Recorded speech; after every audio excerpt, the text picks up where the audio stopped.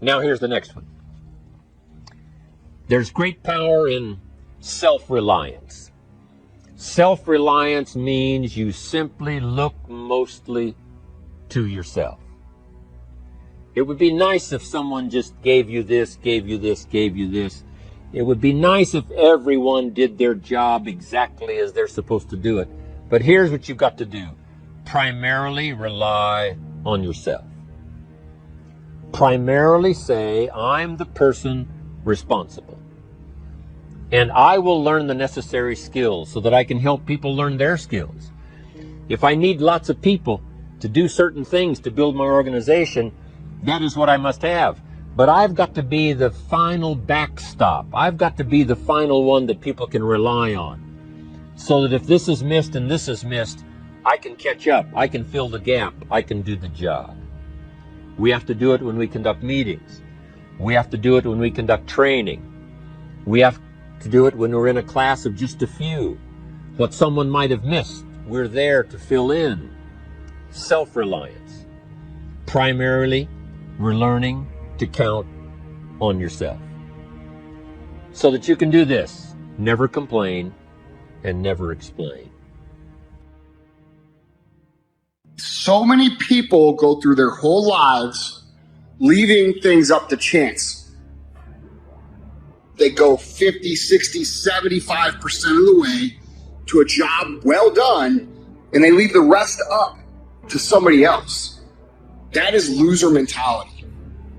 You have to understand how important it is to go all the way, to go the extra mile, to do things in such a way that it forces people to take note of you. Winners go so far and above and beyond what is actually expected that they force the result. And what keeps you from getting to that spot is your inability to recognize that you are in control of that last 25%. You are in control of putting so much effort into something that people have to notice.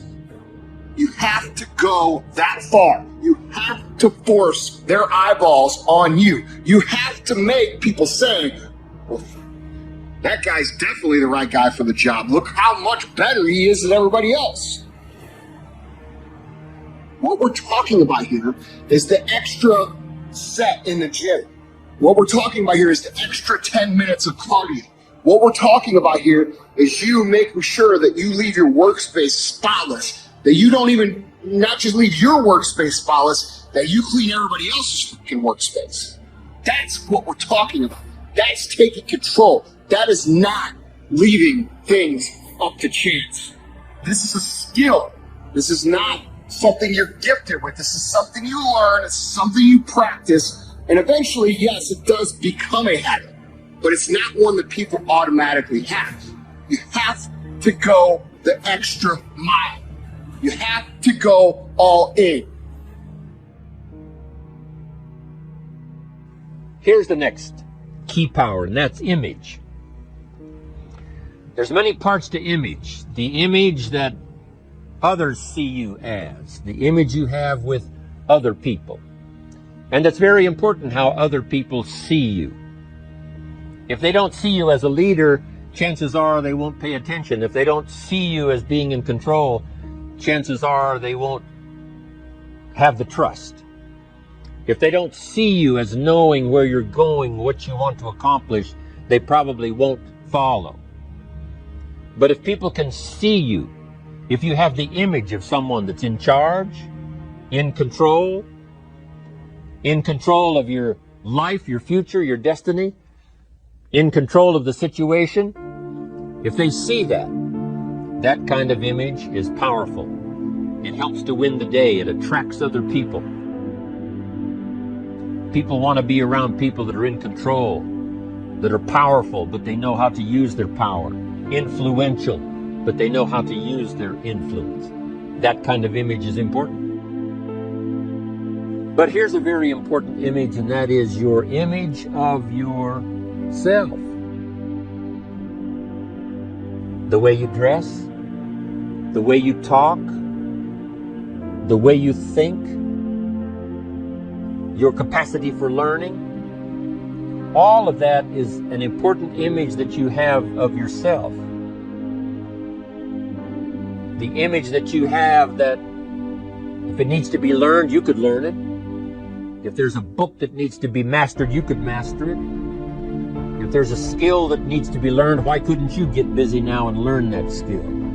That kind of self-image, that I am continually trying my best to be the best I can. Because one of the most important places you have to look is into the future, yes. You've got to look into the past, yes. You've got to look around, yes. But one of the most important places you have to look is in the mirror. You know, how I appear to other people, that's important. But how I appear to myself is the ultimate importance. That kind of image, to where you'll develop the self-confidence, you'll develop the self-reliance. Now here's another one in my rather short list. The next word is character. Becoming a person of high values, a person of principles, a person of honesty, a person that earns respect. That kind of character. It took character when Mark started to put the marketing system together. How can we have a system that will build in the integrity, that people will know that if this happens, then this will happen. And if this goes wrong, here's the way to fix it. Unless you have the principles and the character and the integrity to put together a viable plan for a wide variety of people, then the system is not going to last very long.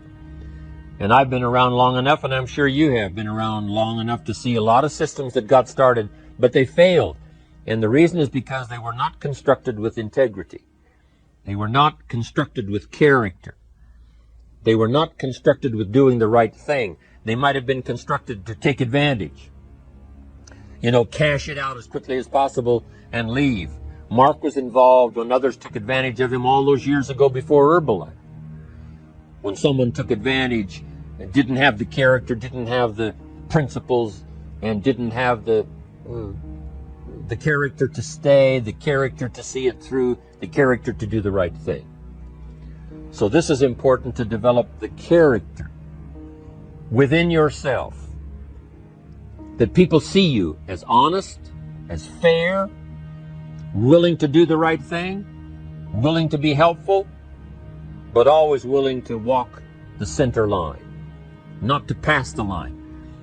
When we come to an opportunity like Herbalife, especially multi-level network marketing, it is so dynamic, it is so powerful, and it is so possible in fortune making that sometimes people want to speed up the process by cutting the corners, by neglecting to do the right things, you know, to cheat a little here, you know, cross the line just a little bit, because then, you know, it'll grow faster and you can cash in quicker.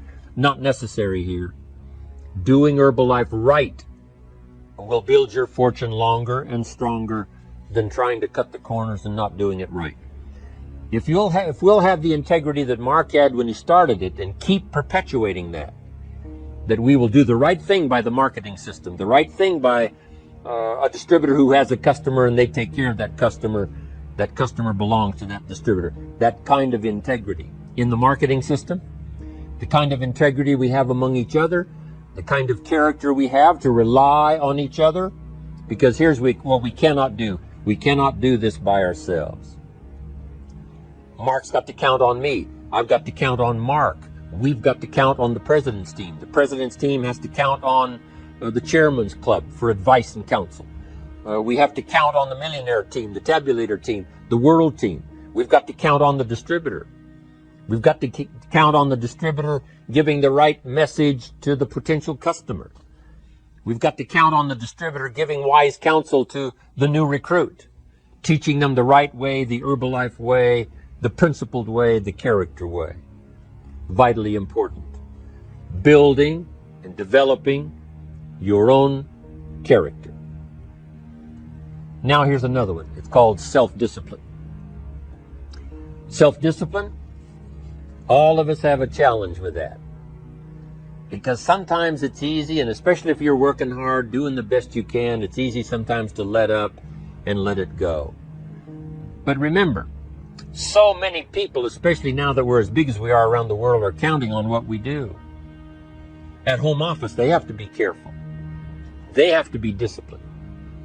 It's easy for the person who ships the product from Herbalife says, oh, well, I'll wait until tomorrow to ship it. And then they go home and sleep like a baby. But the distributor who's waiting for that product doesn't sleep that night, or doesn't sleep when the product doesn't show on time. But if everybody will have the discipline to say, I will do the best job I can. I will make mistakes, of course, because we're all human, but I'll try to remedy those mistakes and do the best job I can. That kind of self-discipline that understands how important your part is in all of the functions that work. Coming to work on the set here, HBN, there's so many people that play a part.